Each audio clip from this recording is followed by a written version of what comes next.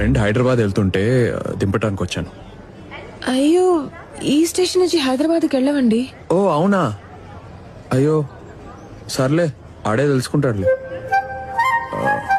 Station మందేనా? మంది కాదు, గవర్నమెంట్ది. అదేలే. పిల్లల సంపాదన మీద బతకాల్సిన అవసరం నాకు లేదు. ఏమైంది? పిలిచావా? నువ్వేం పిలవలేదు కదా. పిలిచానండి.